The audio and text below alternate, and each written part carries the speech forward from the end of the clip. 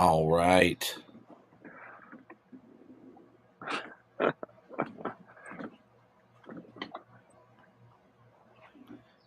What is up? I'm too backlit. Oh, you're too backlit. That's, happens. It happens. That doesn't really work. Keep talking, Tripp. I'm gonna switch Oh, spots on all some right. Well, hello, everyone. This is Tripp. We originally were going to do some Theology Nerd Throwdown with the BoDaddy. He had some things switch up schedule-wise after I'd already sent out the live stream notice. So Tony was reading some articles on panpsychism, decided to blog about it, and I said, "Hey, I did do my postdoc on this topic exactly, which is dangerous. Yeah. It was just dangerous because that was a very well-crafted article for normal people about the science of consciousness and things. And Tony, sometimes when people show mild interest into academic interest of mine, they get something much like the collection of footnotes at the end of an encyclopedia article. This is actually a little bit what worried me about sending you that link and saying, I've been thinking about this because it's one of those things that, of course, you've been talking about and interviewing people about for a long time, which, because I'm a contrarian by nature, has made me not want to think about it or be interested in it, because I'm like, Tripp is already like driving on the Autobahn in Germany at 175 kilometers per hour, and I'd be like climbing into a Model T and like cranking in the front to get it going. And I don't think I can ever catch up. So what's the point? But as I wrote in my Substack, because we've been grieving a death over the last month in our family, I've just been looking at other avenues to understand consciousness and stuff. So that's what led me to it. But I have been a little worried if I brought it up. I thought maybe we should talk about something else like baseball first or something, because Okay. you're gonna just, if you just talk for an hour about panpsychism. Well, okay, so, but first, okay, so the baseball season is just making me nervous, but as a Dodger fan, but we know what today is. It is the first Kershaw day of the baseball season. Clayton Kershaw's starting today, and in the last 5 years, he has 2 months. It takes him 2 months to get to Kershaw. Then you have about a month and a half of normal Kershaw, great pitch control, and then he's old. And so I'm feeling like this is great timing. He's going to have his 7 or 8 starts ramped up for the playoffs, and then is he'll hold together, and I'll finally get to see Dodgers win the World Series, where Clayton Kershaw goes into the 7th, and there's like he's looking at him. He's like, no, I want to pitch through the lineup a third time, and they say, no, Clayton. We tried this last time, and he's like, all right, I'll go out. But then they still win. That's what I'm hoping for. Well, speaking of baseball, it's been a fantastic week to be a Twins fan, because Joe Mauer was inducted into the Hall of Fame, which was amazing, on Sunday. And there are now four Hall of Famers who grew up within just a few blocks of each other in St. Paul: Jack Morris, Dave Winfield, Paul Molitor, and Joe Mauer. I mean, That's wild. there are few. Yeah, it is wild. There's few cities in the country who have 4 Hall of Famers who have kind of come from like grew up playing on the same baseball fields and stuff. And then yesterday I was at the Twins game. I took my cousins, 2 little kids, and my mom and I took them, and the Twins walked off the best team in baseball, the Philadelphia Phillies. Harper went 0 for 4, I think, and they walked it off in the bottom of the 9th. So fun, packed stadium. It was a blast. Plus, around here we're in the playoff time for amateur baseball, which I umpire. So I've been umpiring some really great baseball on the weekends, which has been a lot of fun. the I had never been to the new Twin Stadium until Elgin and I were down there earlier this summer. That was nice. Great stadium. That is, yeah, it's a great baseball stadium, and Mm-hmm. I bet you spend 1/4 the average amount of time getting in and out of your car. How they have that I mean, for the organized? most part, Tripp, that's true. I will say yesterday, that's 2 hours to get home, which was it's 11 miles, and it took us 2 hours. It took us an hour just to get out of the parking ramp. So, I mean, part of that's because my mom is 81 and we had to like park really close to the stadium so she could walk it. Um, but there were a ton of Phillies fans at the Twins game. Man, those Phillies, well, they're the best team in baseball, so I think a lot of fans are like flying around the country to watch them play. Yeah, yeah. There's nothing quite like winning to inspire you to go make a road trip. Right. Which is also why so many Twins fans are turning out because, well, it was a beautiful day and yeah. How you doing, Tripp? It's been a while. We were in constant communication for about 4 months while we were making the Emerge podcast, and then you've Then I ghosted me came. since then. Oh no, I came and visited you, Tony. I came and visited you That's after true. we made the podcast at your True. house. Come on, that involved an airplane. I mean, I didn't pay for the plane ticket, but I did involve an airplane. Yeah. Well, we still have to get you up here to the cabin. This is on my bucket list to get you up here sometime. So I think you'd love it. The um, one of the things that that I had an idea, and I've pitched it to. Oh, see, we got a Phillies fan in the chat. That's I know. I get it. The Phillies fans seated all around us were super nice. And they were like, see you guys in the playoffs, or like, good luck in the playoffs. Maybe we'll be back here in October, you know. yeah. Well, the so I was talking to Keanu, who's my kettlebell trainer, and I was like, what if we did like a group kettlebell challenge thing? And he said he would help set it up where we Okay. get people uh who have wanted to learn to do kettlebells type thing, and we do like a 45-day challenge thing. And he said he'd set up the videos for like to show people how to do the exercises and workouts and stuff. Hmm. um we calendar it up and get people to rock some bells. I'm down. I know. But people will ask. Like this past trip, I was gone 3.5 weeks basically to all these events back to back. They're like, "Oh, you've lost weight, blah blah blah blah, kettlebells." Yeah. And well, that and not having a large volume of IPAs in the evening, that also helps things. Um, Hmm. and then people are always interested. And I'm like, it's super easy. I like it because I don't have to drive anywhere. I can just do it. And then kind of once you learn the motions, you can zone out and just do your thing. And Yeah. I mean, and I've been doing it for a year and a half and I've lost weight. I have no more shoulder pain. My back pain I have a little back pain right now, but for the most part, it's been gone. I have way more mobility. Yeah, it's top notch. I love it. I've two kettlebells I keep up here at the cabin that I use, and then when I'm in the cities, I go to a gym and do them. So yeah, we could do that. We could do a little sesh. We could do a little session at beer camp if we could round up some bells.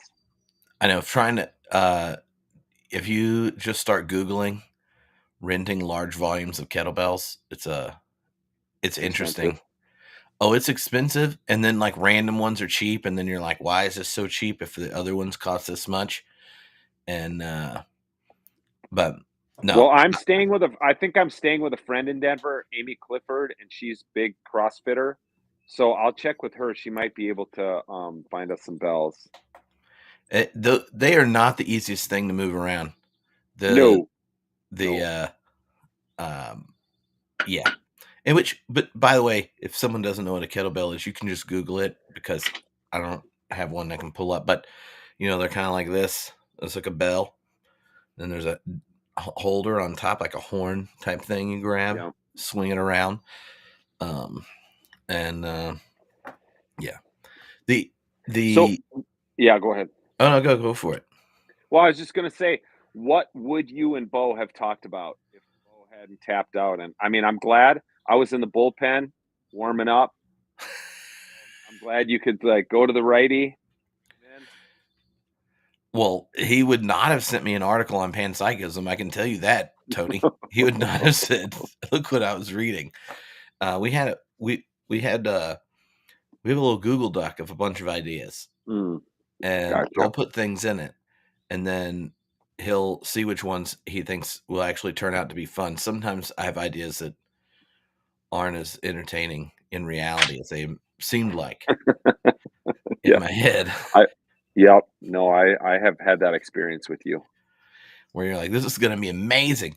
I will, kind of like JD Vance trying to crack jokes about Diet Mountain Dew at Trump rallies, and then it's just crickets. It's just crickets, dude. That was rough. So awkward. I felt bad for him. Again, and I have a unique frustration with JD Vance. He was supposed to come on the podcast years ago, and I got so much crap on the internet for having him on the podcast, and then he didn't come on. Did you, or he canceled, or what? He ghosted. He just didn't show up, and he didn't even tell his publicist why he didn't show up.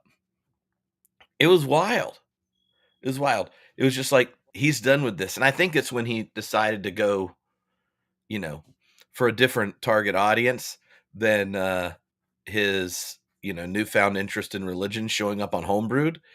But when that Netflix movie came out, he was like, oh, I hired a friend of ours who works with publicity to get him on religious shows that are more mainline Protestant oriented. And I was like, are you sure? Here's what I want to talk to him about. Oh, this is great. And I'm like, all right. And then no show. But the check cashed. So I was just thinking I might use some of it to make a donation to not his campaign.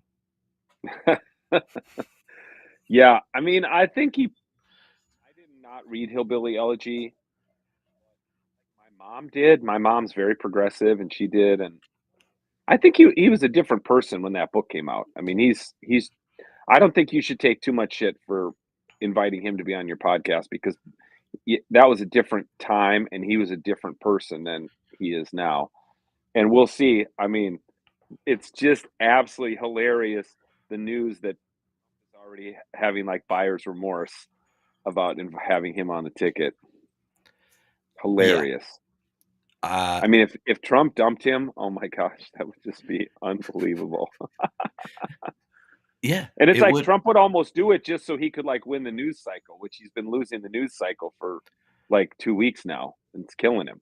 He's like, how can my assassination attempt not be top of the news cycle?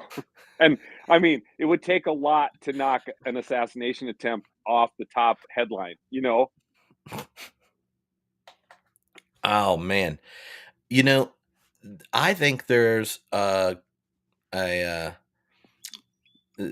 our political system is worried that too many people just aren't interested in being involved in it. So they're going to demonstrate in this election just how much of a net gain the average citizen who is thoughtful would just really level up the quality of candidates. This is it's one of these, it's like a trick.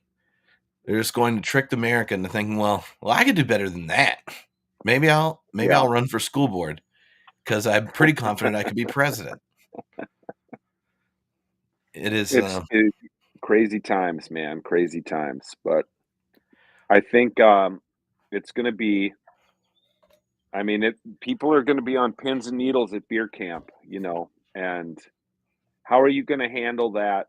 I know you and I have talked about this a little bit, but it's become even more wild now. And I mean, it's a big part of your brand these days talking about politics, especially with like Tim and Diana and stuff. But beer camp doesn't seem to be like a super political type of venue or event. So like how do you expect you're going to navigate that? Um, well, one, I am going to suspect that at beer camp, the you won't have everyone voting for the same person because I know quite a Right. few Cornell West or Bust fans that'll be at beer camp. I even Um, know at least one Trump fan who's going to be at beer camp. and but the yeah, I'm actually working on something um, that because I think one of the problems that will be happening right before the election in America in general, and in especially the part of the church that will show up at Theology Beer Camp, which there's going to be over 500 people there, so y'all should all come. Theologybeer.camp. Um, Incredible. now Chris is in the chat leaving you messages. So, Oh, I've uh, closed my I'll but one of the things is that we so often frame things by whatever's most urgent and whatever's like most near. And so when it goes to thinking about politics in relationship to our faith, Americans folk think about American politics and whatever is like on the national horizon. And that just and because it's most near because most of our stuff is mediated by the national stories on social media and stuff and not even thinking about local stories.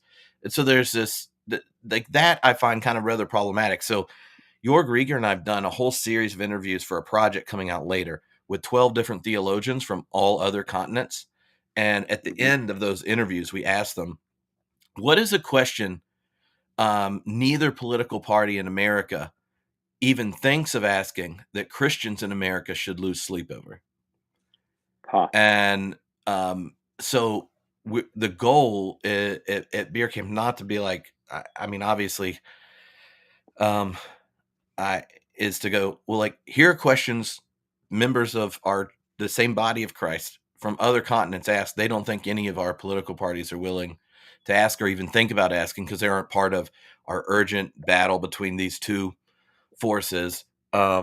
And they're so we're going to be using these series of videos during things throughout it to hopefully kind of go if you're worried about that, this is the wrong room to freak out about because you know I don't think you're going to be persuading anyone's vote this you know in this Yeah. room. And but there are questions that if we take our connection to the rest of the body of Christ seriously, that theologians in these other continents are asking, like, could y'all think about this as opposed Yeah. to, Yeah.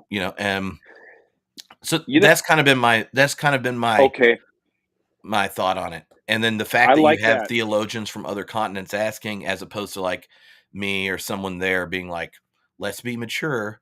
Uh, I mean, like, first of all, I think that the beer camp audience is not an audience where there's probably many undecided voters. And I wonder by, October 17th, how many Americans would be undecided. However, I'd say this, and I don't know, in the day, I'm sure they still have these things you can rent. Back in the day, like kind of pre-internet, I guess now you would just do it through an app on your phone or whatever. Um, Man, a big fish just jumped right in the lake, a big largemouth bass. Whew, what I'm giving up to be on TNT. Um, they would give you these boxes and you'd ask a question of every one of the 500 people at beer camp and they'd push like green or red and you'd get immediate response and like put it up on the big screen. So it would be interesting to me, like at beer camp of those 500 people, if you say, be totally honest, would you ever vote for a Republican candidate? Not Trump, not Trump. But like if Mitt Romney were running against AOC, would you vote for Mitt Romney? You know what I mean? Or if the vast majority of your beer camp crowd, I mean, I would vote for Republican in under certain circumstances. I haven't voted for Republican in many years, but I would. And but I just wonder, these kind of questions would be intriguing to find out, just to get a like take the temperature of the audience, if or if they're like, no, under no circumstances would I ever vote for Republican based on what they've done to the Supreme Court, Mhm. reproductive rights, et cetera, et cetera. I don't know. Yeah, it'd be interesting, I think. Yeah. Yeah. No, it's there is an app, and I've used it in the classroom. I would have to see how many people, but you post it and then they can tap answers. But Uh-huh. like it would be fun to use that quiz for other like you could run a quiz the first night and then use it for games later in the Oh event. yeah, you could even do like IPA. Yeah, beer style, favorite 20th Exactly. century German theologian. Yeah, is I John Cobb really? Well, now that Jurgen Moltmann's dead, is John Cobb really the greatest living theologian? yes, he always was, you know. Yeah, exactly. Yeah, Uh, one of the things that uh one of the events I was just at was the open relational theology event in um Grand Targhee Resort, which was a lot of fun. And, in part because it's a beautiful place and like everyone that goes is, into open and relational theology. And I tried out a new talk there that was my open relational critique of how most progressive people do politics because it's mm, such a friendly crowd. I was just like, mhm, all right, I've been thinking about this. And recently I just finished um, Charles Taylor's new book.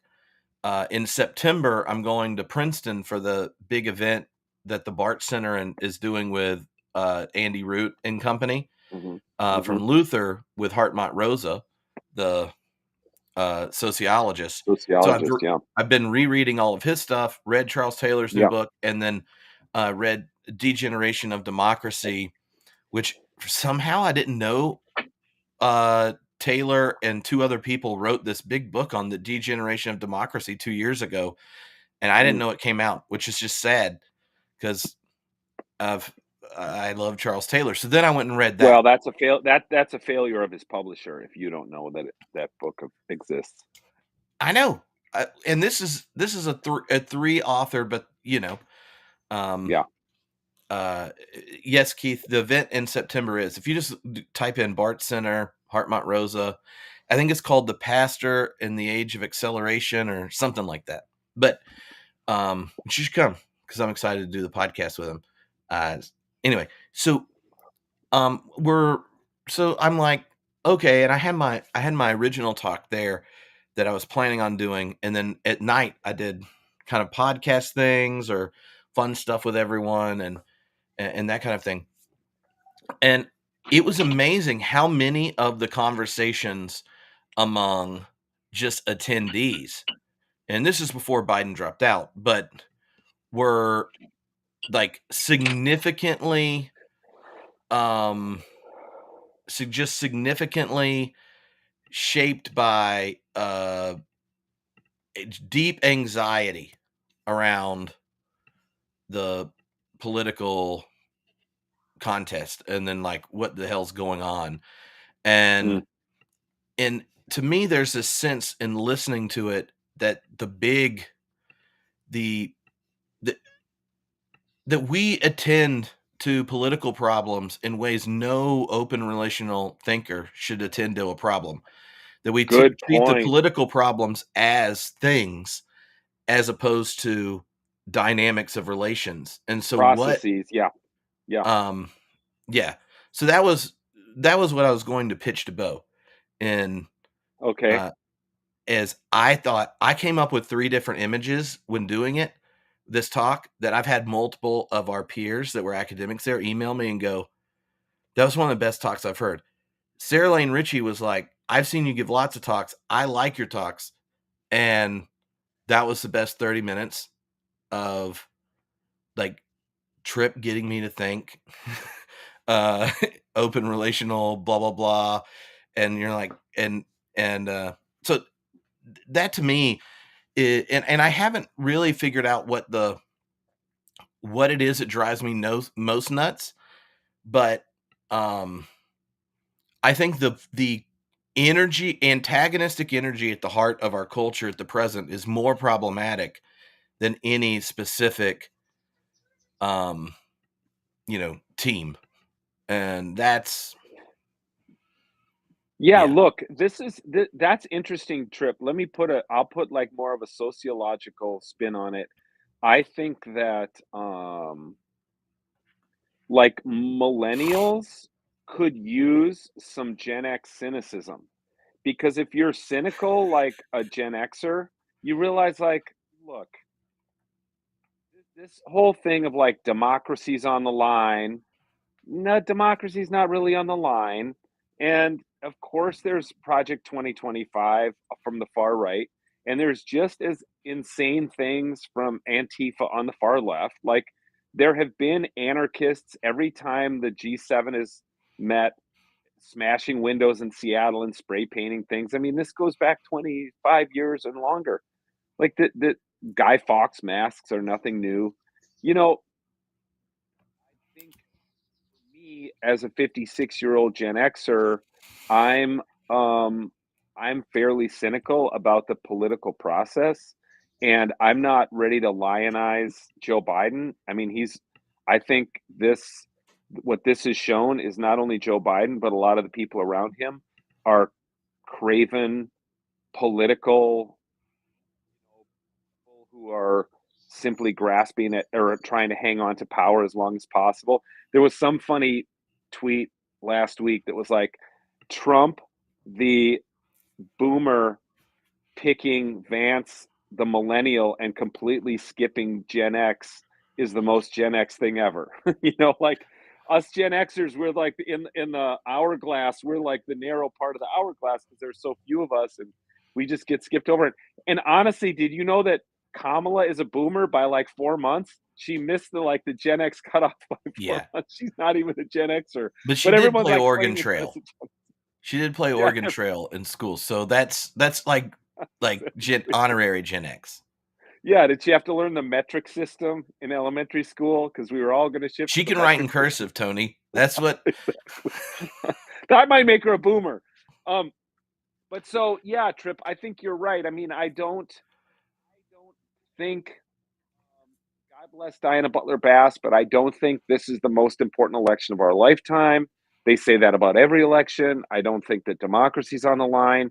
I think that there is a deep state of, there are tens of thousands of uh, employees of the federal government, and they kept the federal government running during the first Trump presidency. And I still think he's the odds-on favorite to win. I'm not going to vote for him. I think he's despicable. But if he does win, I don't think it's the end of democracy. Um, so this is the problem: is the Chicken Little sky is falling. You run, you just everybody becomes totally inured to that kind of language when it's constant.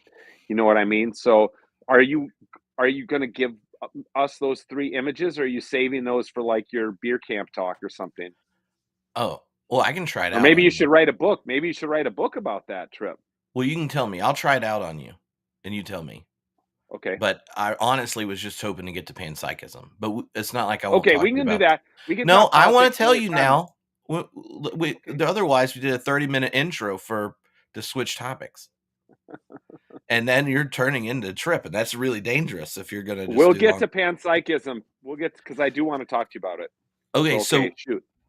so to me, part of the problem was like we have the energy of conflict systems that's taking place is ultimately sabotaging the possibility of having relationships that engage in different way in a public space. And so there's this kind of antagonism. And so the image I came up with is the summer above ground swimming pool, where Okay. it's 3.5 feet. It's a big circle, and when your first kid gets in it in the summer, they start going in a circle. They got a nice whirlpool going, and then the next kid goes to get in, and they have an option.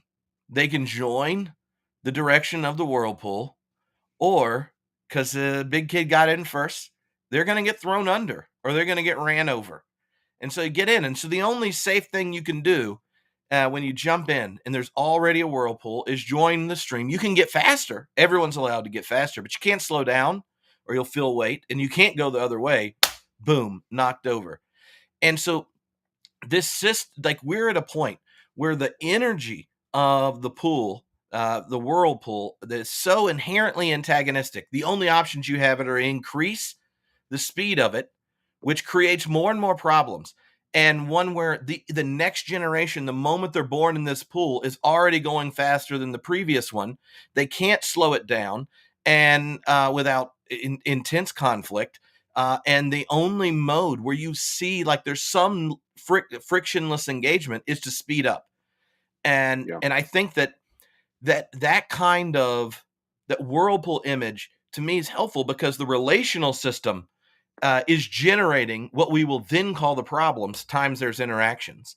And so it made me think of, and process people enjoy family systems thinking and such for lots of reasons, not just because Edwin Friedman was a process rabbi, but there's lots of overlap. And there, Edwin Friedman has a couple lines, and he uses this when thinking about businesses, churches, politics, and families, where he said, too often the thing isn't the thing.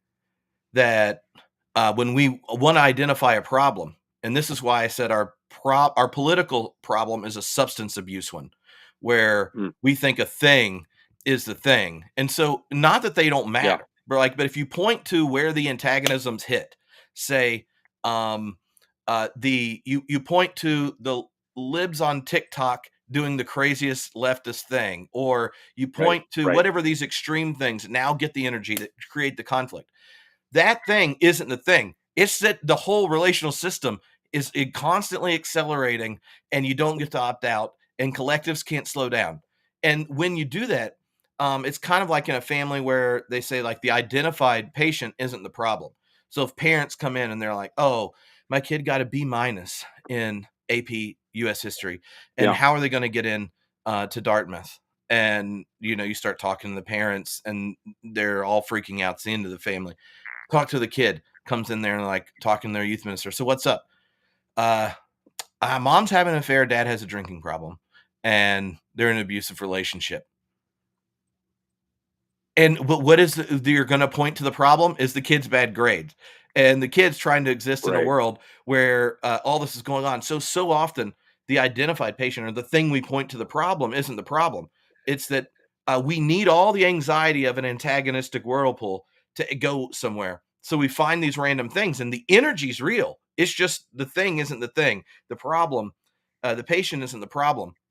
And I think one of the things that, for metaphysical reasons, Whitehead points out, but he observed this in relationships, is that you could either be right or in a relationship. Like, the very nature of the interiority of your own experience to anyone else's is like, you can either debate facts and then debate the good in the way you interpret them, or the good and reality or discussions you have after you've decided to be in relationship. And I think that once that cycle of antagonism is there, once a thing becomes a problem, once substance is prioritized over relationships, then we've decided we need to be right rather than in relationship. And democracies don't work when you haven't thought the conclusion of this is we're working our freedom out with fear and trembling. We're figuring out what it's like to be neighbors with our actual neighbors. And I think there's the in those kind of relational dynamics, the need to treat the issue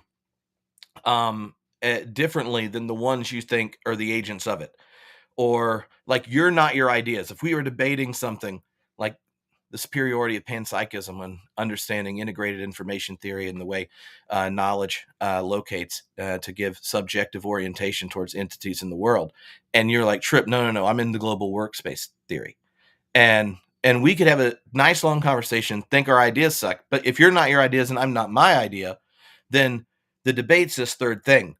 But the moment we turn ideas or ideologies or whatever into substances, then the other becomes not just someone engaging in something in the public square where you have to work it out or wrestle with it. They become the thing. So you are a racist, or you are a cultural elite, or you are Mm. this.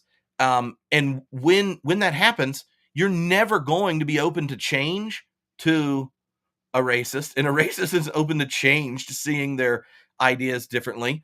And you can think of the kind of cultural resentment when what would be obvious for those of us with graduate degrees that tend towards coastal elites look at my new neighbors in North Carolina, and they're still confused about bathroom signs and pronouns. And I know what I'm supposed to think about them. And I know they have no idea how things change so fast. They just know Right. that part of their life, it's accelerating. You can't opt out or slow down. And if you don't go along with it, you get in trouble. And so they're antagonistic towards it. And I think we can Mm. think of places, so many of them, where this whirlpool of antagonism forces us to think a substance is the problem. It is the other's problem. And I'd rather be right than in a relationship. And that is like the least open and relational way of describing a problem. And it's the one, even people theologically I agree with, I would see them perform it and go, why do I find what you're saying so uncompelling and off-putting, even though technically I agree with the conclusion? And so Yeah. that image of the whirlpool is kind of the one that set me off. No, I like that. I have two thoughts. One, there's a at the Young Life property in Minnesota. It's called Castaway Club. It's in Detroit Lakes, Minnesota, and there's like the largest hot tub in the state of Minnesota. And there, it's a big, huge concrete hot tub, and kids get in there, and it's huge, and they start going around in a circle, and then you know how it is. It's like once that momentum flow is going, everybody picks up their feet. You know what I mean? And you don't have to even push it anymore. It just keeps driving you around, like the inertia of the deal keeps driving you around. And so, but I also think the above ground pool, also just remember it kills all the grass underneath. Like when when you finally take that pool down in the fall, it's like all the grass is dead underneath. Yeah, Yeah, no, I like in the that, Tripp. South I you need wonder. one because you can't have a hot tub in the South in the summers. And Yeah. One thing I think is, back to the politics a little bit. It's like, in the last week before Biden dropped out, all his people were going on. Like, I saw Pete Buttigieg. I mean, the poor guy went on Bill Maher to shill for Obama. On Friday, and 2 days later, I mean, Obama. Sorry, Biden. I'm thinking this because Obama sounds like Obama was behind the scenes, sabotaging Biden, sabotaging him, but trying to, line up inviting people him to against him. steward his responsibility in a way he had yet to contemplate. Yeah, and it's funny though, Trip, because people like Buttigieg is on Bill Maher being like, "Look, this isn't about versus Biden. This should be about the policies. When it comes to the policies, the Biden administration has the policies that Americans like, and that's what this election is going to be about." And you're like, "No, it's not. No, it's not. The momentum here is it's a personality driven election, and you can pretend you're not caught in that flow, but of course, the flow was very much about these two personalities. Mhm. Um, I like that, and I think that's a really healthy corrective to a lot of progressives. I wonder if they'll listen to you when you say that, because there is a thing where these whatever these big institutions, or even like you call it the political process, it takes on a life of its own, right? So it's more than just the sum of its parts. It's more than just the people who are part of the political process and the electoral process. It's obviously a bigger. I mean, bureaucracies are always like this, right? They always become bigger than just the individual human agents who are part of them. Mhm. Yeah, and the to me, one of the things that helped, at least talking about this in a very friendly audience where, you know, it would be more triggering if I was like, actually, omnipotence isn't that bad. Um, uh, is is I tried to kind of point out that part of part of modernity in general and the way it's come to shape kind of the modern moral imaginary, like the kind of shared valuative interpretation of the world that modernity gave. One of the features that's unique through it, and this is something Rosa's pointed out, that Charles Taylor's pointed out, that well, really Hegel and onward. And this is one of the places both Hegel and Marx, which, you know, the idealist and the materialist account of modernity kind of agree, is that that control it has become a kind of a turn point for modernity's relationship to the world. So when we think of like control in our relationship to nature, right? Science came to understand nature, to bifurcate nature, to control nature. We relate to nature as raw materials, resources. It's managed. That kind of control as mode of engagement, and once it's your mode of engagement, it shapes your moral imagination. So, what are the solutions that come up in relationship to problems, or like how do you control it? Like the neoliberal logic is one of increasing control. The shift that you see even within the Democratic Party after Clinton was one of the kind of like logic of control, be it economics or the way we relate to nature. It shows up in our social relations and all the way down to personal relations. Like when you think of the way we have technologically, algorithms, surveillance, nudges, all of these places where the solution to something is inherently more control. Cancel culture, purity culture, political correctness are cultural forms of control, where the operative mode is let us control the other or control the self. Economically, you see these kinds of things as well. When it goes to access to healthcare, debt, education, and things, are all putting you into a system where the rules are set and controls at the heart of it. And institutional frameworks, all of them are at the base control. And like when modernity's kind of MO for control, and it's one where it's always being optimized, accelerated, growth is required, that this kind of like the engine that's sitting there. I think the consequences of that that the modern moral order of control sets up the modern moral imaginary of control sets up this whirlpool, this aggression, because acceleration and is there. Think of it at the personal level. It leads to individuals being burnout in their jobs and having deep fear that the next generation won't succeed as them. So we as dads will do all sorts of stuff. We're like, here's the economic and cultural system of success that we inherited. We worked our asses off to succeed in whatever ways we will. Less of our kids' generations are going to get it. So we're going to teach you how to play the game that killed our soul because we Right, don't know right. what to do. Because if we said, don't play this game, we know they're in a whirlpool and will get hit and go under. And Mm, so we might have burned out, but we want you to too, but just do a little bit better than your peers because there are less opportunities. We think of the way control and our modern moral imaginary can't think about our relationship to nature. You could sit here and go, there was the Pope recently was at G7, asks the representatives from G7 that are working on all the global climate agenda, said, should we build another plane? All of them, no. Uh, and then, but why are we? Insert the logic of our economic logic of acceleration and growth, right? So it mm. could just like Yeah, at the yeah. personal level, it leads to burnout. At an ecological level, it leads to burn up. Where this control of and at the logic of acceleration and control in the modern moral imaginary leads to burnout and burnout. And at the social level, I think that's why you get this antagonism where people are just burn it down. They no longer see Yeah, they have yeah. agency in the system, and yet they're sitting in a whirlpool going faster, wanting to be they want not want to get trampled or ran over. So they are contributing to it in the sense, but they didn't start the whirlpool. They didn't start the fire. And so to me, there's a when irreconcilable conflict and antagonism constitute our modern moral imaginary, politics becomes a sphere of mutual repulsion and consensus is ultimately perceived as a fraud or an ideology, like a dream. And so this like burn it up, burn it down, burnout, to me, like that is that is the problem that's generating the antagonism, and it's a relational one.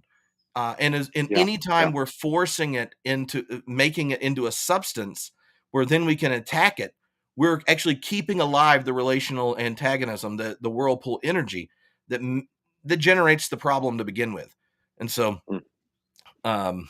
the burn up, burn down, burn out was the third image, the triune Okay. burning. Mm. You know, I was very amused by myself with it. I like it. I like it. I mean, I think any critique that you as a card carrying progressive can bring to liberal progressive Christians, post Christians, deconstructors, and things like that. I think that's I think one of your roles in that world is to problematize the ideology that people kind of blindly espouse, you know? And it's the same way I think so many progressives like don't quite know what to do with your love of Jesus and your love of the Bible. You know what I mean? So I think that's good. I hope you continue to do that right through the election for your audience. Continue to problematize that. Like the Palestine Israel thing, I don't know why it's so hard for people to hold on to two things that so clearly seem to be true. And that is that Israel has a right to exist, particularly in the wake of the 20th century Holocaust, and that the war in Gaza has been unnecessarily violent and bloody. Like both those things can be true. Um, and progressives seem to, I mean, I actually know quite a few conservatives who are very much pro-Israel, even Zionists, and yet are like, I cannot stand Netanyahu, and he has not run this war well. Mm-hmm. But the liberals, like even the ones who were protesting yesterday, I mean, flying Hamas flags on the grounds of the U.S. Capitol, this is a shocking development, I think, as kind of a centrist American voter. Mm-hmm. Yeah. Yeah, the to me, I think this is one of the situations where um the limits of our agency set up for Mm, um a problem. So if you and this is something um Charles Taylor talked about in his newest book, um where he was trying to draw a distinction between ethical demands that an individual feels and the social moral order of any time. And it was this kind of about a 50-page meditation on whether or not there's progress in history. And he begins by going mm, and being like, Steven Pinker and company are ridiculous. Look at this bad account of history and the human being that's over here. But also, like, to be like, well, there is none, misses a problem, because there are lots of horrible things people do now. They know are horrible, and they knew everyone would think it's horrible because the social moral order actually has evolved. It's just, absolutely. we are working with an inherited biological system of cognitive mechanisms that was not fit for our current world. And so, in it, he describes, say, he tells the story of the abolitionist movement, tells the story of the civil rights movement, and points out that um, we individuals will experience an ethical demand. Take care. As someone who wrote letters to their congressperson on behalf of Palestinians for years, it was nice to know someone else finally cared about it. And then when I wasn't angry enough about it, I got lectured. And I was like, look, I'm a Jimmy Carter Baptist. I Yeah. I I've been doing this since my 20s. And you're just now 20 and telling me I have no idea what's going on. And I'm like, this is just not the case. Right. But Yeah. but so that you experience this ethical demand, and he points out in it how there's two different modes of what you do, what when this ethical demand is experienced, what it does. One takes the burn it down approach. Not that he uses that language, but thinking of how I just said, where like we will kill the social moral order because we've judged it unredeemable. And Mm. we'll do so and take an antagonistic stance to the system because the ethical demand we're experiencing in our small group of revolutionaries has given us a moral privilege and high ground. Where we have like the perspective of God. Well, not even all gods, not the open relational one, but one with a stronger sense of power and knowledge. Mhm. And now we're pure in being it's so ultimately subversive to the system and problematizing. And that kind of shift, he points out, has not been the one where the social moral order grows. It's where the community experiences ethical demands and is able to differentiate the dignity of people that are working against their vision from the vision they're actually incarnating in the present. And so Mm. he take, for example, the story of the civil rights movement. Part of what King did wasn't like, go, everyone that doesn't agree with me is basically the grand wizard of the KKK. He thought the real Right. problem is all of these moderate white Christians who are like, well, let's take it slow, blah, blah, blah, blah, blah. Right. They even agree with me theoretically, but they're trying to be pragmatic. And he addresses them and says there actually is a Right. community where our moral order is of a higher order than the one you are telling me to be pragmatic about. And we want you Mhm. just to join this community. We're not going to sabotage the levers of democracy. We're actually going to ask them to cash the check they wrote in the promissory note of the Constitution that all men are created equal. And we're not going to throw out Christianity. We're actually thinking that the brotherhood of all mankind, this is what King's saying back to ministers at this time, is true. So we just want you to be a part of us and recognize our dignity nonviolently, and and help us be a community that asks our church and our nation to step into its identity in a new way, right? And as the people who resonated with the ethical demand that was generating the civil rights movement found the community where there's a new social moral order being formed, Right. they start to do what? When you're in a whirlpool and now you're in a collective, you can slow down in community. You can't do it on your own. And as you gain Mhm. more people in the slowdown, where they see that another form of engagement and relationship is there, you now have the critical mass to slow down. Perhaps go the other direction. Perhaps to let people run into you in ways that you aren't throwing them under, but you're helping them up as they start to slow down with you, right? And I think that some of what's happening right now is that there's a whole nother generation that sees the kind of post World War II consensus of nation states and the assumption that we're the indispensable power as Americans and these kinds of things as that's questioned. And so the violence we see in Palestine triggers this ethical demand.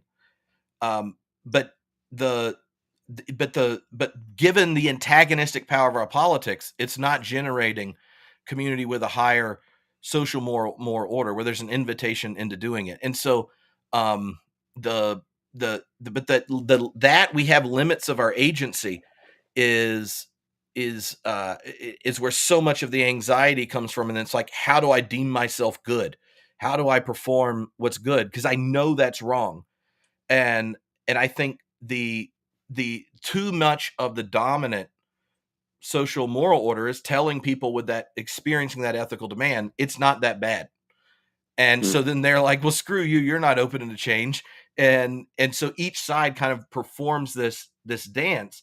And like if someone was thinking how you would get turnout to go up for the Democrats, then you would get you'd go to Kamala and say, look, international human rights are important, and so has been our commitment to Israel, and they have continued to confess and say they're committed to a two-state solution until this past week. That their leadership voted to take it out of their plan, and Mhm.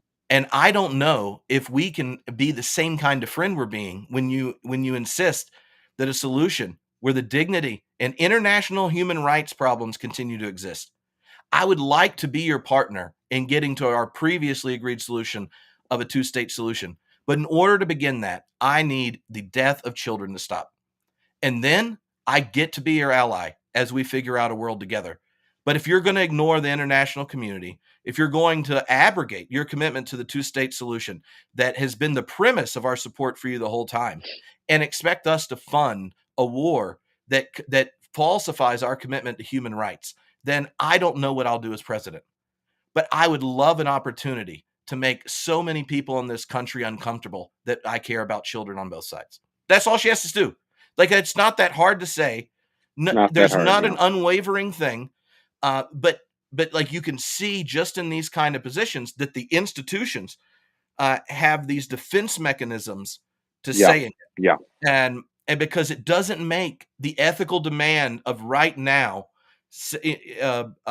like of each side go, oh, she's on my team, but it is an invitation to go, we're inhumans. We're human story. We're in history. There's limits of every individual's agency. So what do we do? Like, we have to get to a place where the inertia of our moral imagination is of a higher order, and Yeah. and she, unlike Biden, I think, has the ability to tell a story about that, because she represents Right. it for the country um, in a way Biden doesn't. Well, she's also, I mean, frankly, she's just able to articulate things in ways that Biden clearly no longer can articulate things, Well, you it's know. that So it's a complete sentence advantage. yeah, yeah, yeah, yeah, yeah. So I no, I'm with you. It seems so easy, you know. It seems so easy, but it would mean standing up to the loudest voices and appealing to a lot of Americans who feel torn, not torn, but understand that both that we can both hate the death of innocent people in Palestine, and we can hate the fact that Hamas still has 120 captives, you know, some of whom are American citizens. You know, like, we should be politically sophisticated enough to hold both of those things true at the same time, and to try to work for a solution that combats both of those evils, you know. Mhm. It just doesn't seem that hard. Well, let's talk about panpsychism. All right. Did you uh one other thing that I've thought, and I don't know if you have a way of saying this, because I have conversations with former youth, who bring these kinds of topics up. And what's a nice way of saying, I know you've recently discovered an ethical problem with being a citizen of the world's current militaristic empire, but we do this junk all the time.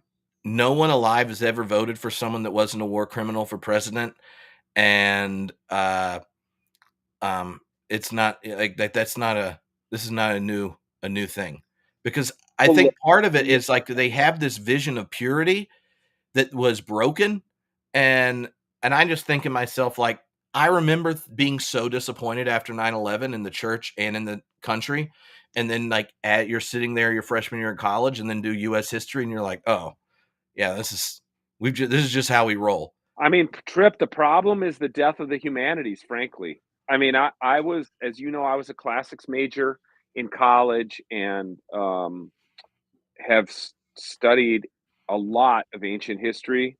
And my God, I mean, people make war. Like, uh, yeah, people make war all the time. Frankly, and like, this doesn't sit well with progressives, but I say this a lot of times when people do like land acknowledgments for the Native American tribes who used to live on their land. I'm like, yeah, they lived on your land, the land you live on, but before that, like, they only got that land because they pushed another tribe off of that land. Like, the the domino of human conflict and warfare goes back as long as there's been human beings. Mhm. So I don't know what people need to read. They need to read more history, or they need to read more Girard to understand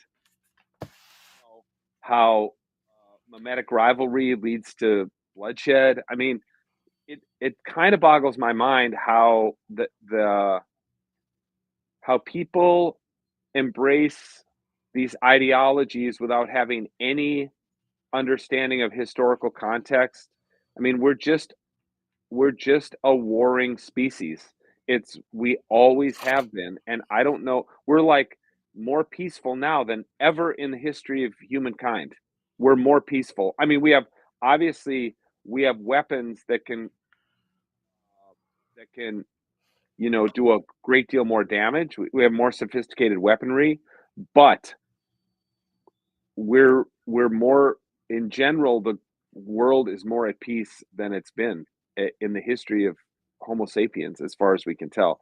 So it just, yeah, I have, unfortunately, I have very little patience for people who say outrageously untrue things, like how terrible we are now. We're not terrible. And frankly, this is the problem that liberals get into sometimes. Again, I'm a big Bill Maher. I find myself politically, I land somewhere between Andrew Sullivan and Bill Maher most of the time. So like center right Oakenshot conservatism to like traditional democratic liberalism. But you see somebody like Ben Shapiro on who's you know largely a vile kind of character, and yet when he's confronted with somebody who says the United States is more racist now than it's ever been before, you're just like, are you freaking kidding me?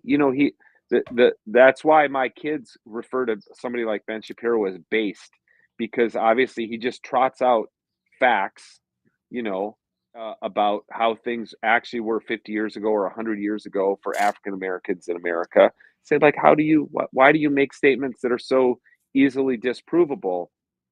Uh, so how you talk to those former youth? I mean, I'm older than you, so I don't really hear from my kids who are used to be in my youth group so much anymore. Um, but I try to always just give them some kind of historical context of where we're at. Yeah. Well, I will say one of my former youth, David Hogg, is all down for your Oh, governor to be the vice president. I saw that Trip. Just And endorsed. He just endorsed Walls today on Twitter. That was incredible. yeah, yeah. And um Think y- about that. I thought of you when I saw that. What do you think? well, I mean, according to the group text of former youth, they're all getting positive about him. They're like school teacher, veteran, High school um football coach, small town like guy. action like got the center to move toward pragmatically to the left in Minnesota, and his popularity Yep. went up while doing things. And best line from one, and this is obviously a Los Angeles uh, progressive, was, "Oh, he's just wide enough and just flyover enough that the rednecks won't get too triggered." I mean, he's super white. He's like a he's like a balding, older middle-aged, kind of chubby white guy. But yeah, he was in the National Guard for like 25 or 30 years. He was a high school teacher, high school football coach, like started running for local elections, went to Congress in a part of the state that is super red, now super red. It was more purple when he got it. Yeah, he's like a centrist Democrat. He's not beholden to the far left. He'll take some heat for the George Floyd thing, but he was trying to bring in the National Guard. He had the National Guard ready to go to come into Minneapolis during the riots, and the super left woke Minneapolis City Council and mayor was like, no, no, no, don't bring your military, like keep your military out. We got this. Well, they clearly didn't didn't got this, and he's been critical of the Minneapolis Police Department, which has obviously been super corrupt for a long time. I mean, I think he'd be awesome. There's definitely, up where I am now in the central part of the state, you still see like "fuck walls" uh, Mm-hmm. signs out because a lot of like Minnesota rednecks hated his COVID policies. So there will be pushback against that. But his COVID policies were no more extreme than any Democratic governor in any state. Yeah, he was kind of just following the feds on that. He's kind of just followed Fauci, which of course now looks like an overreaction to a lot of people, myself included. But I don't like hold him in contempt for that. I think what was he doing? He was listening to public health officials, including the public health people in Minnesota who, turned out to be wrong about quite a bit of stuff. Yeah. Yeah, and yeah, I I find it weird that um, poor understanding of science and the poor application of it, and a communication failure of COVID, that would ultimately be our decision making process on something. Like Yeah. how we decide, it seems weird, and I even mean that like the um we've done such a poor job explaining how science works in public education that then you have scientists who don't know if they can trust the public to even explain the current science at a given point. Yeah. And as someone who during the all of COVID, the is the philosopher Mm. and a lot of email Yeah. exchanges with scientists and humanities professors on communicating to the UK expectations and stuff. And they're like, well, how do you think about this? How should we say this? The biggest difference between the countries wasn't that they had people had different pictures of science. It was the whatever social fabric between the countries. Either it made things worse or you could assume it. So, like in the UK, there were like 9 people at the you know conspiracy theory protest, and then America you get Yeah. way Yeah. more. The that you have one the NHS, so universal healthcare, and it's neighborhood based. So your neighbors all have the same doctor, and they know the doctor who lives in the neighborhood. And the way they handed out vaccines was by need because they actually like have data that Americans would never Yeah. give a corporation, but they'll give it to the NHS, which does block off the data from the state theoretically. But like there was Yeah. these layers of social trust that then allowed, oh, well, we did recommend spraying down or leaving your bags out when Amazon drops it off for so long, and now we don't need to do that. Or yeah, masks only work if this kind and this place, and it didn't generate the same kind of social antagonism that it did in the Yeah. state. Yeah. And so plus it's a lot smaller country. But when you have 50 different states, one national policy, and Right. this intense kind of like antagonistic culture, the fact that people don't understand how science works or recommendations work just led to something ugly. And I don't that seems to be an education and culture problem versus, you know. Well, I think also a problem is there's so much cynicism in about our governing officials that nobody's willing to give, like, let's give Governor Tim Walz of Minnesota or let's give Anthony Fauci the benefit of the doubt. Like they're not actually trying to they're like actually trying to do their best. And it doesn't mean they didn't make mistakes or they didn't overreact or they didn't overreach. They didn't, for instance, because of the political environment of the United States, no, a lot of public officials were unwilling to say out loud on camera that like the obesity epidemic in the United States is the number one comorbidity um, with Mhm, COVID. Like obesity and diabetes. If we could get those under control, COVID would be a lot less dangerous than it is. Um, it led There's so much cynicism in our system right now that it leads people to think it's conspiracies instead of just being like, look, these people are doing their best. This information is changing so rapidly.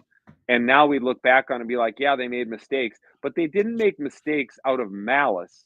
They made mistakes out of an abundance of caution, and it didn't like destroy our country. I mean, if anything, they pumped too much free money into our economy, which led to inflation.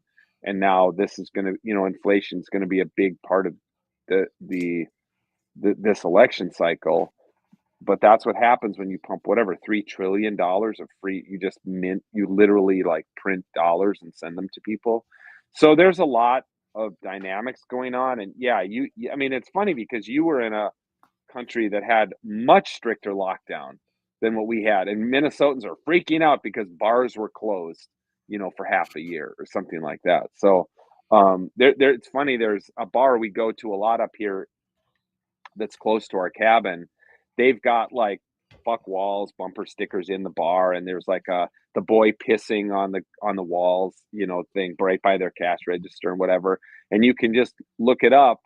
And yeah, they took 40 grand in PPP loans. Like they took free government money, even though they've got bumper stickers in the bar that's like no government handouts, and what's the other one? It's like if everybody gets who who will pull the cart if everyone climbs on board? It's kind of Yeah. these kind of things.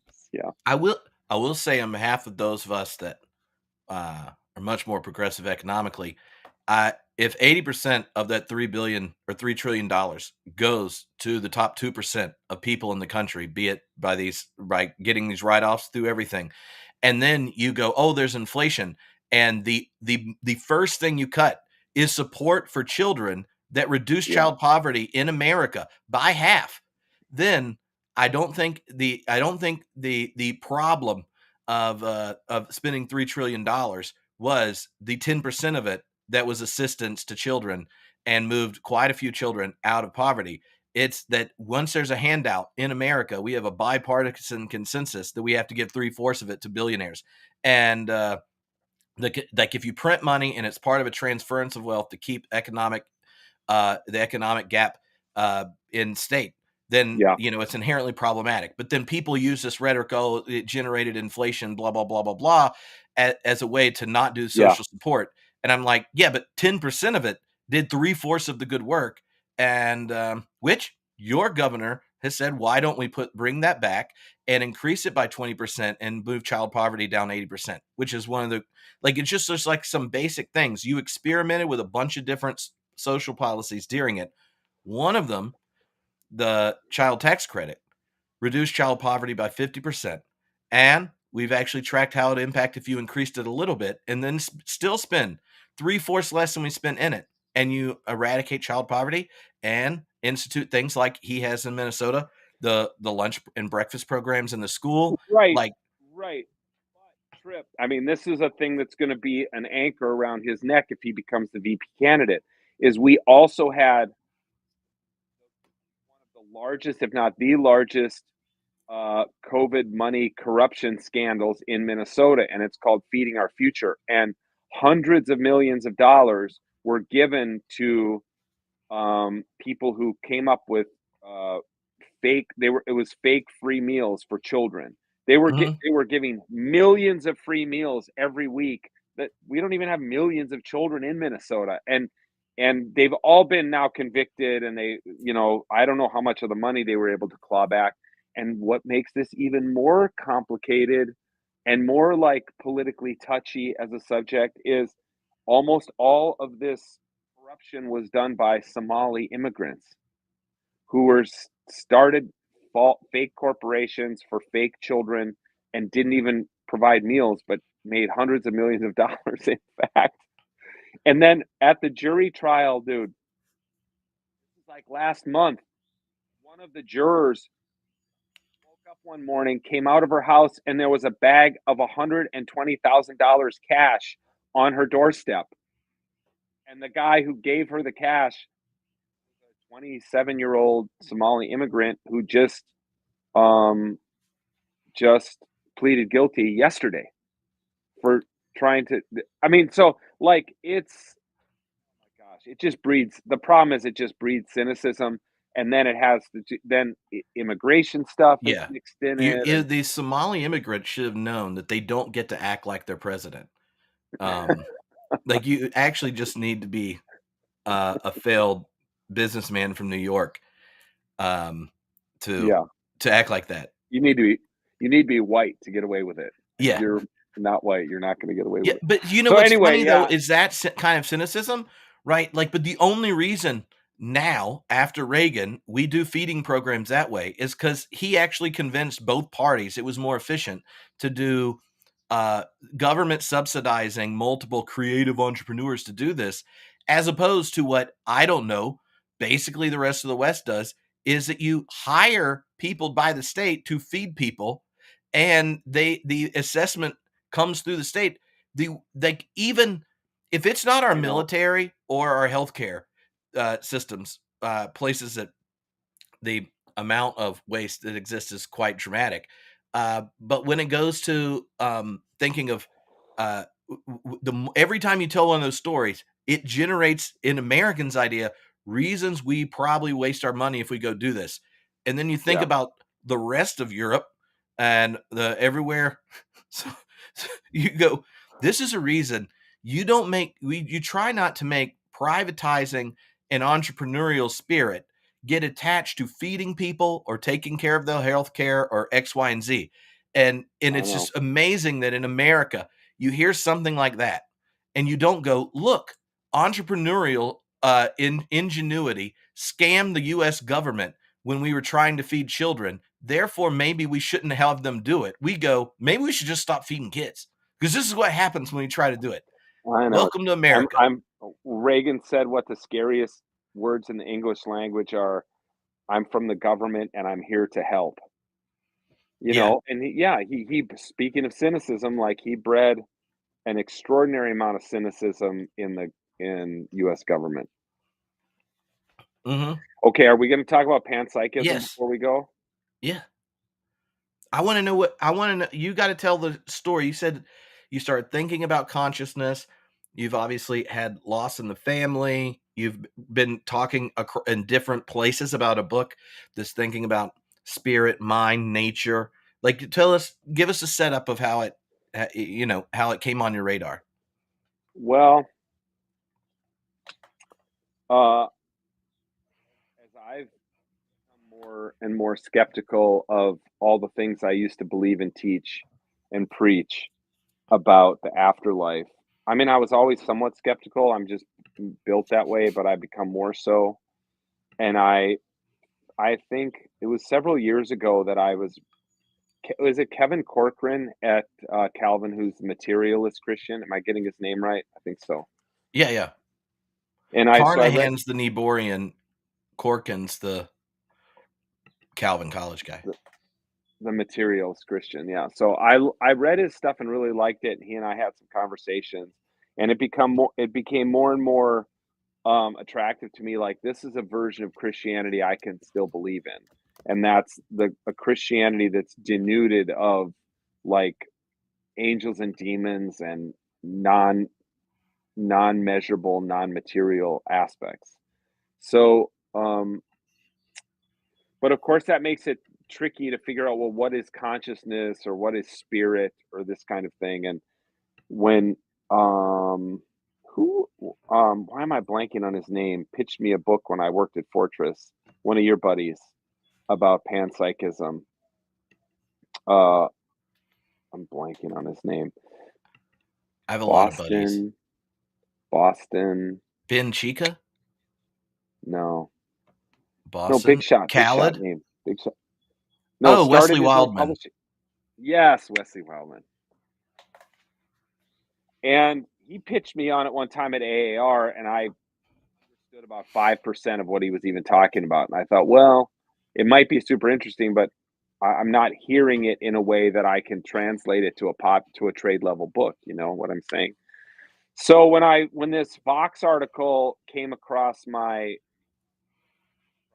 transom, I decided, well, okay, I'm going to give this thing a try. And of course, yes, as you say, my cousin died um, earlier this month, and we just buried her last week. And so I've been thinking a lot about consciousness and where is she now? And I've been getting, as the clergy member of the family, been getting a lot of these questions from family members. Like, I don't know if I still believe in all that Christian afterlife stuff, but I, she's got to still be here. How is she still here?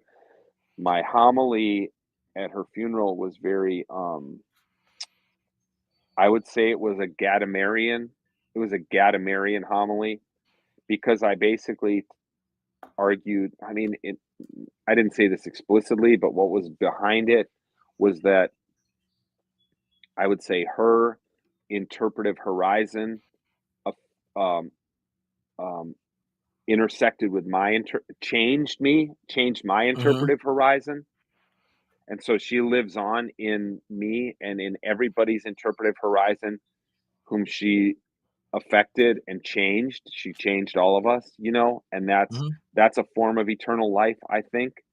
Um, but then I just reading about panpsychism and realistic monism, and when I saw in that article that there's a way that I okay, last like bit, and you know this about me, like also very affected by Nancy Murphy at Fuller Mhm. Seminary and non-reductive physicalism, which is another like kind of a scientifically um Mhm.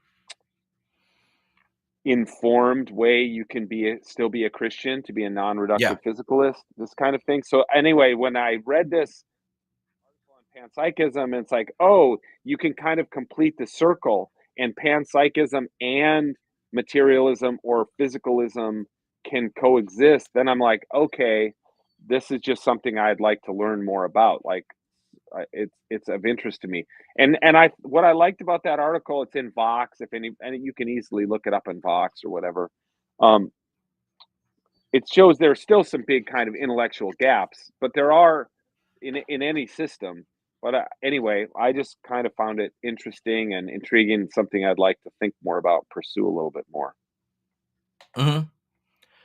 Yeah, um, part of to me, when introducing it, in classes with undergrad students and first year master students in Edinburgh, part of it, and this comes up in the article, is that for a lot of contemporary kind of philosophy of mind, has been coming to grips with the hard problem of consciousness, and that it's like is this a real research question for empirical science or not?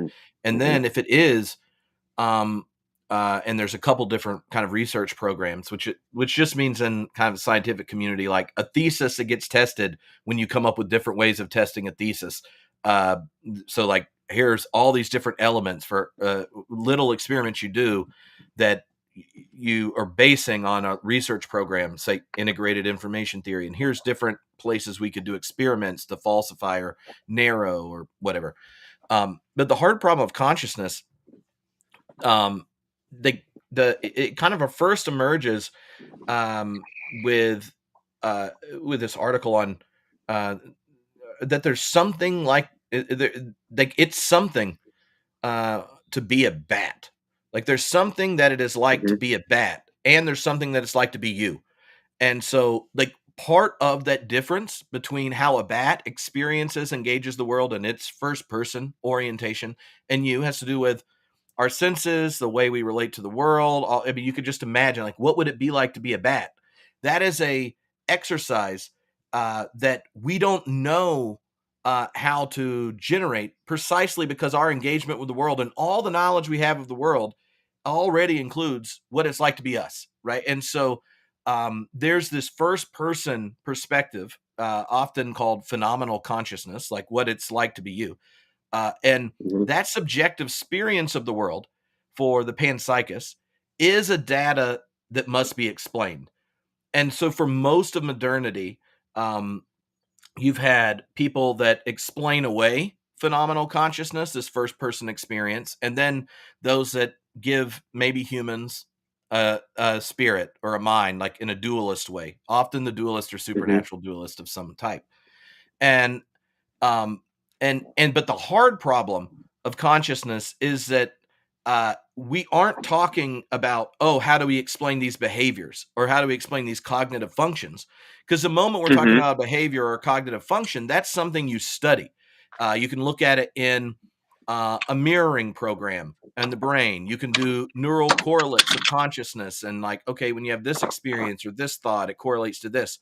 All of the things we would do in trying to understand that is premised and can only be verified by talking to the person to tell you the truth or falsity of the correlation based on their first person experience. So as kind of reductive materialism became less dominant in kind of philosophy of science and such, take like Phil Clayton's work or Stuart Kaufman's work or all these kinds of things.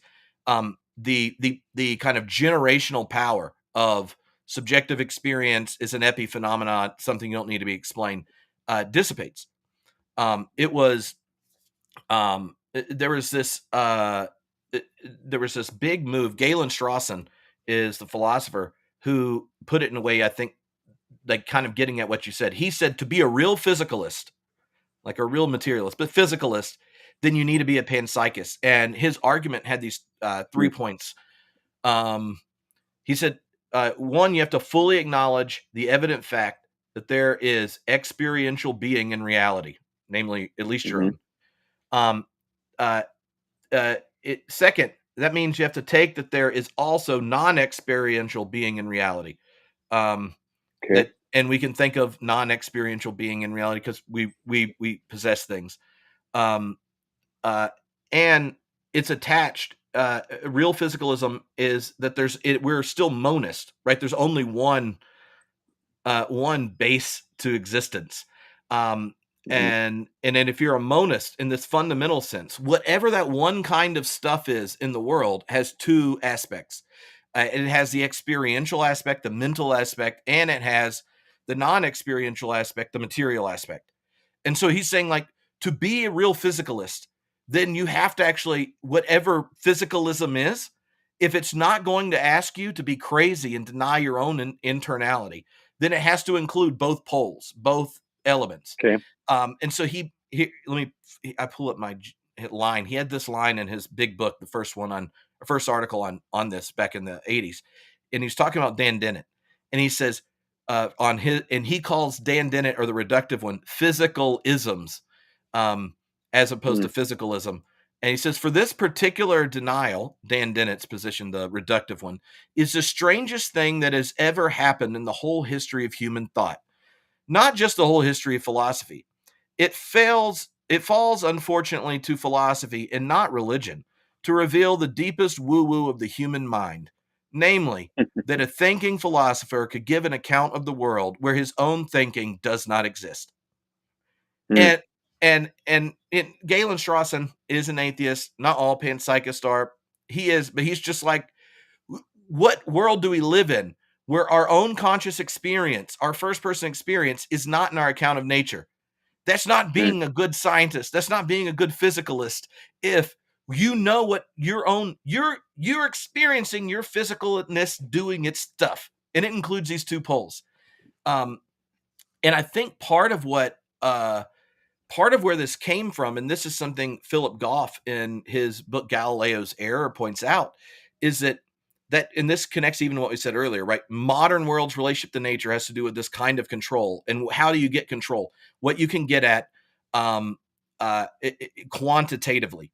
And so Galileo, he thinks this is like a mode of thinking scientifically, that we're thinking of quantitative descriptions of the world, what we can get at empirically, what we can get at numerically, these kinds of things, and they leave out qualitative realities. And so that in a sense, it strips the world of its qualities and puts them out of the scientific domain, and then makes math the language of science, of reality, things that can be controlled and understood. And what the kind of revival of panpsychism is pointing out is like, yeah, science is awesome. It remains powerful at doing what it was created to do, but it wasn't created to give an account of full of reality, because you don't get at quantitatively things that are qualitative, namely experiential realities.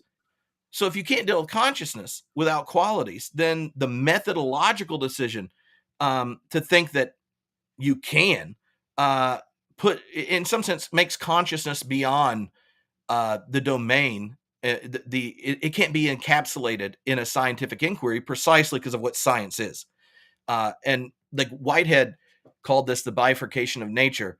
And he has this line where he jokes, he's like, "Oh, the red glow of the sunset should be as much a part of nature as are the molecules and waves by which men of science would explain the phenomenon, and yet we attribute them only to the human mind." Right? And he does it about the red rose, the red glow, the taste of a sweet strawberry. He goes, the moment you think reality is just molecules in motion, or a material that's conscious or mind-like inert, then any of the fun stuff or good stuff and experience, you have to think kind of like most of the early modern philosophers, that those are works of the subjective mind, and you're the exception, right? Like your mind, you have a mind like Descartes, or Locke did this. Like they're the primary and secondary qualities. Secondary qualities are generated by the subject. And so it's interesting that the kind of inability for reductive science to explain consciousness generates a philosophical question where, to be a real physicalist, that position comes to being like a panpsychist position, where yes, we're monists, we don't need supernatural dualism, but this reductive materialism or reductive physicalism, it doesn't give an account of our own consciousness. So to be a real physicalist, we need dual aspect monism, a mental and a physical pole. And the philosopher that made it popular again was a kind of retrieval of Bertrand Russell's version. Bertrand Russell only held this belief for about 12 months, and he got it from his dissertation advisor and collaborator, Alfred North Whitehead. So, and there are other, versions of it, but there's been this whole kind of revival in the sciences around this. There's lots of different research projects going on.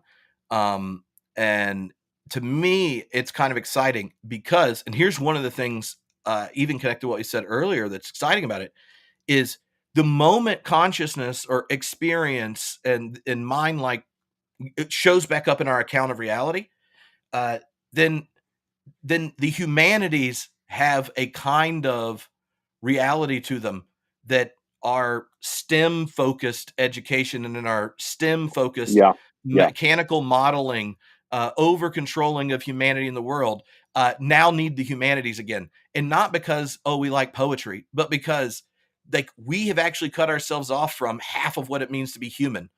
And to me, that is like, it's wonderful. It's an accurately true description of what the consequences of a reductive account of the world is.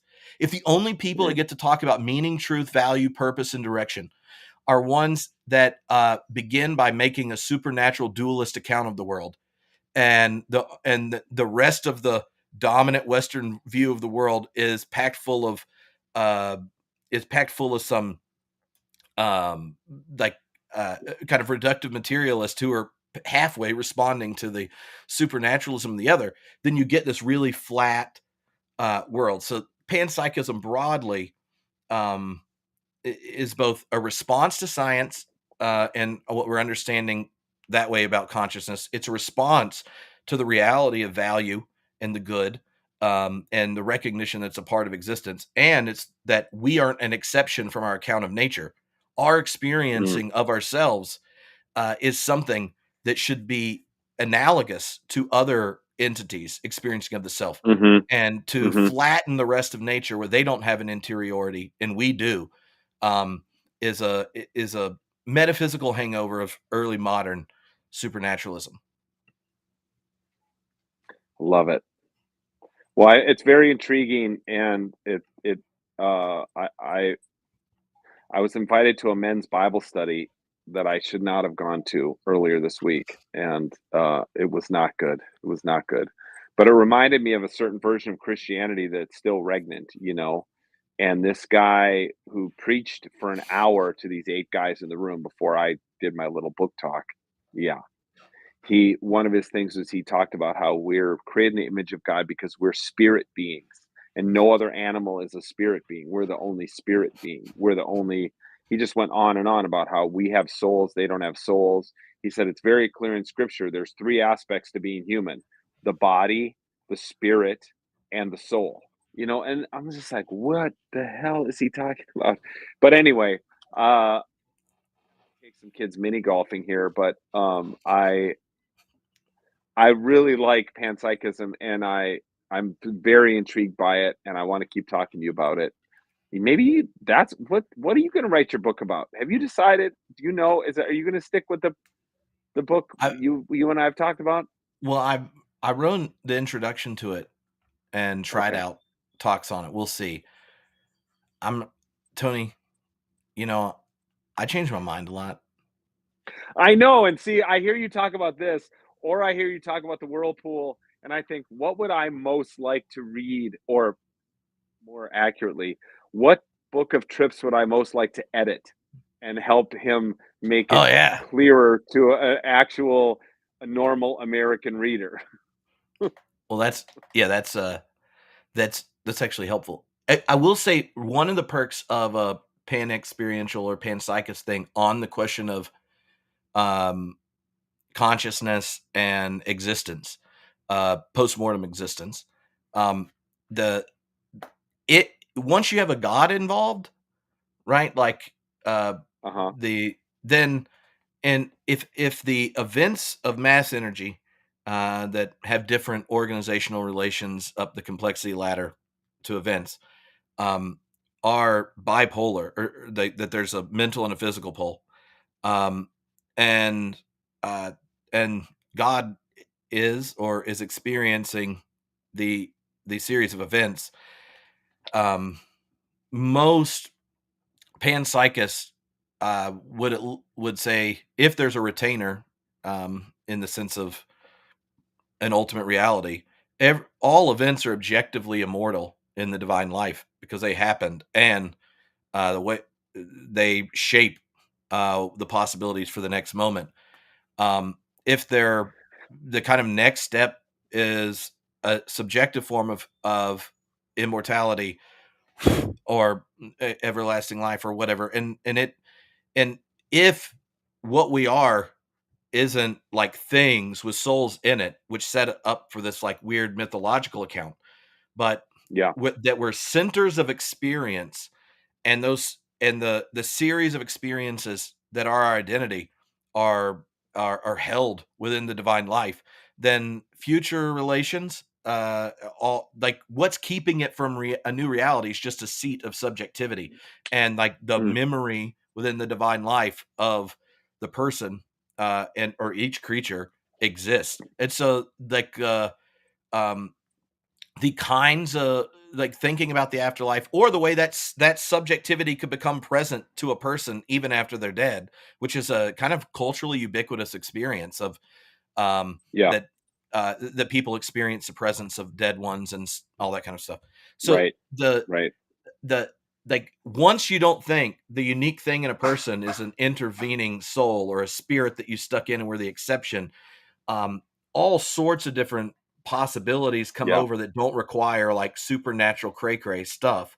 Um, and I think this is even one of those places where, like in Moltmann's thought, uh, right, like part of his logic of even the hope of the resurrection is that it's the character of God that requires it, right? Like God, like the cross dead witness, counter witness to God in history requires a resurrection. And his whole point, well, not his whole point, but one of the points he's making is is that the resurrection is kind of is how God reveals to have been the good God of justice in a cosmic story that includes so much death, right? Mm. Um Hmm. and so I mean, even when we had that conversation with him at the Emergent Village theological conversation, he's he said the more beautiful side of Whitehead is the recognition that each one of those moments of becoming and the interiority of it for each creature's in the divine life. He thought that was a metaphysical statement of what the cross is saying theologically, and that Mm. if God holds all of creation that intimately and dearly, then the question of hope is who is it that holds it dearly? And if it's the one Jesus calls Abba, then it's not into some apocalyptic weird interventions or whatever. It's this God being who God said God would be, that gives Mm. people a future. And but so many doctrines change the moment the veracity of them isn't justified by kind of a supernatural metaphysical Yeah, interventionist system. Certain right. ones become like, well, that's not a big deal, and other ones become like, well, that's actually wilder. So I like it. To be pursued. all righty. Well, thank you, Dr. Jones. Hey, I'm glad I could pinch hit off the Well, bench. I just want I felt really jealous that you had your pipe out and made me want to have just set up outside on my deck and done the same. Yeah, Um, I I try am to con- sneak in as many pipes as I can. It's a gorgeous day up here in the North Woods. Like I said, I can see through the my little niece has her headphones on as up there dancing, and I'm about to take these kids to a mini golf course. awesome. And Well, I hope tomorrow, you have Paul fun. Bunyan land. Yeah, Paul we Bunyan will. land. All Yep, righty. Paul Bunyan land tomorrow. Yep, Cool. where Paul says your name when you walk in. He does? You huge, enormous statue of Paul says your name. Yeah, it's Oh. incredible. Magic. It's a little bit of magic. Hi, Tony. Good and faithful woodsman. Exactly. All All righty. right, Tripp. Hey, Talk last to you later. question while I've Oh, got you live. The emerged session at beer camp. Should Josh and I just go ahead and plan that? Because you're probably too busy. yes, you should plan it. And Okay. all of our emerge related friends are going to be there that I just you want to can make sure you're in that session, that you're free. So I'm going to make sure with Kristen that you're oh, being available. free is fine. Thinking about it in advance. We'll take care of thinking about it. We'll plan it as long as you're there. Yeah. Yeah. Good. And Okay. it's gonna we've got everything set up now to, I think, to be able to do live streaming of the sessions on the main stage and things. So Uh-huh. um I we haven't done that at beer camp before, but the Good. the host church has like a multi-camera setup and video team, and they're like, would you like to do it and Perfect. do I'm like, all right, we can try this. So Perfect. Good. I yep. can't wait. All righty. Ta-ta. Smoochy boochies.